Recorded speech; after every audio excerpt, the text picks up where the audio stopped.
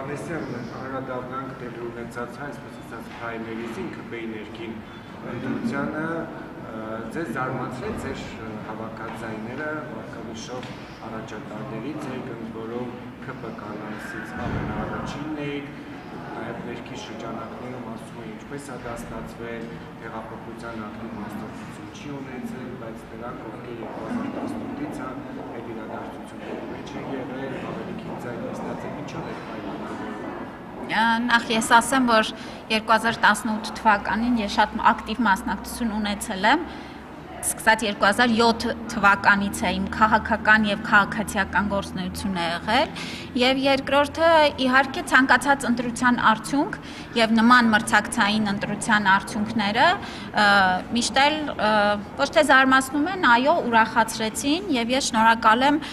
մեր բոլոր պատվիրակներին, ովքեր որ վստահության քվե են տվել ինձ եւ գնահատել են իմ վերջին տարիների, 7 տարիների քաղաքական գործունեությունը։ Հաշվի առնելով դա հնարավոր է որ ծրագրից օրենսդիր տեղափոխվի։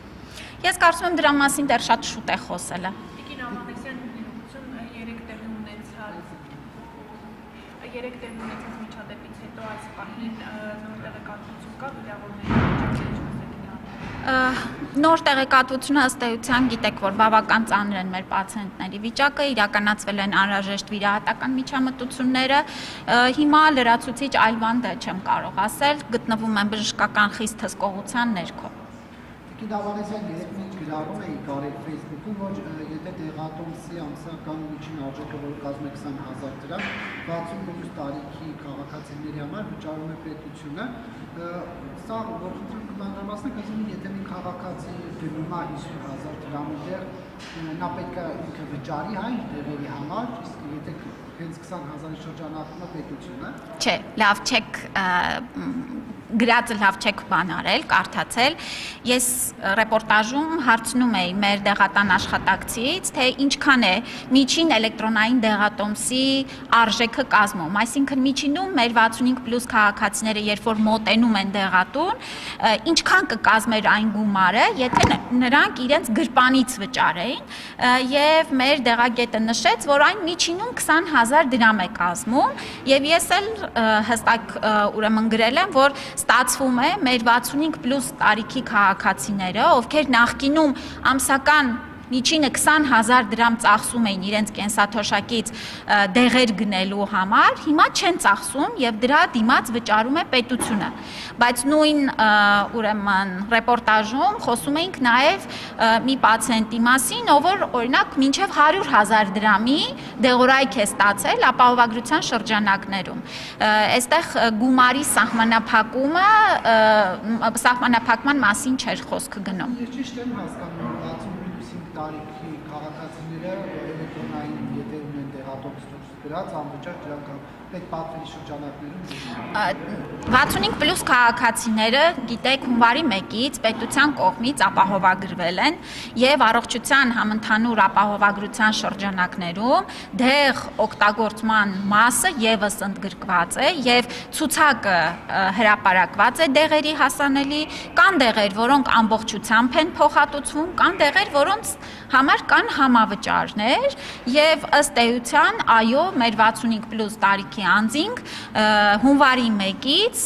ապահովագրության շրջանակներում շատ մեծ ֆինանսական խնայողություններ են իրականացում։ Սա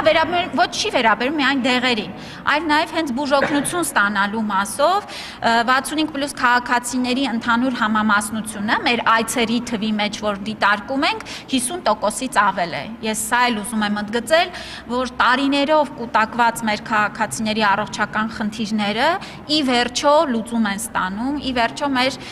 սիրելի հայրենակիցները կարողանում են վերականգնել իրենց շարժուղնակությունը, փրկվում է նրանց կյանքը,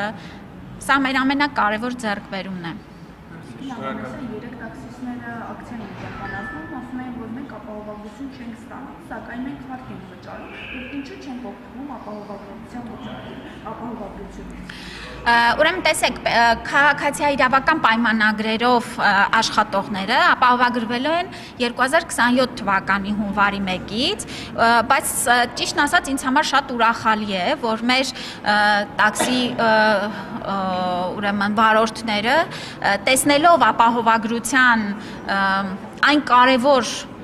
ձեռքբերումը, որը մեր այլ քաղաքացիներ ունեն, իրենք եւս հայտ են ներկայացրել, որ ընդգրկվեն ապահովագրության շրջանակներում։ Մենք առաջիկայում իհարկե կքննարկենք այս հարցերը եւ կհասկանանք ինչ հնարավորություններ ունենք ըստ էության մինչեւ 2027 թվականի հունվարի 1-ը նրանց եւս դիտարկելու։